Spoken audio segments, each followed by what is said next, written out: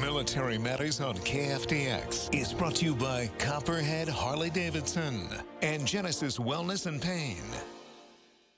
In our last Military Matters, we got an in-depth look at the planes flown by the 80th Flying Training Wing at Sheppard Air Force Base. For this edition in the franchise, we'll see another side of the training wing that makes it possible for pilots to get off the ground.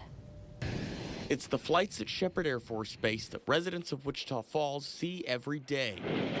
But without air traffic control, none of it's possible. I am helping a person drive their car without driving the car for them. While it's less glamorous than the pilot's life, the pilots can't do their job without air traffic control. And the 80th Flying Training Wing has 2 ATC programs. The most well-known is in the tower. We are not looking at radars, so we are physically actually seeing those aircraft, just making sure that they are on the right course, they're aligned the right way, and just making sure that they are safe from basically the point that they touch down to the point that they depart.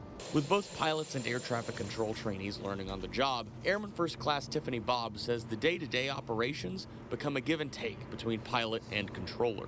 We're trying to all get either our certifications, pilots are trying to get their qualifications, and we're just trying to work as a team in order to get everyone to that point. One unique aspect of training air traffic control at Sheppard is that trainees are learning on a shared airfield, meaning they juggle controlling for both military and civilian aircraft. It's all the same service, it's all the same requirements and regulations that we have to provide, but it kind of prepares them to know that maybe civilian aircraft aren't going to speak to you the way that military aircraft are.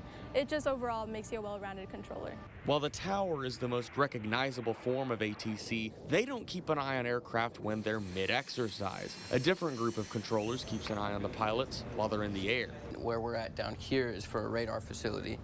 We handle more long-range stuff for aircraft, keeping them separated en route to their next airport. The main difference separating radar controllers from their counterparts in the tower is the amount of communication with pilots while they're flying.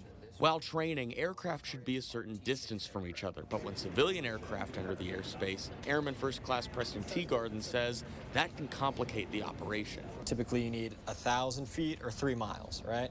Inside of the MOAs, you only need 500 feet and 3 miles. So with all of your T6s, you only got to have that 500 feet. But the second we've got a civilian coming through, we have to increase their separation so that everyone stays far away from each other.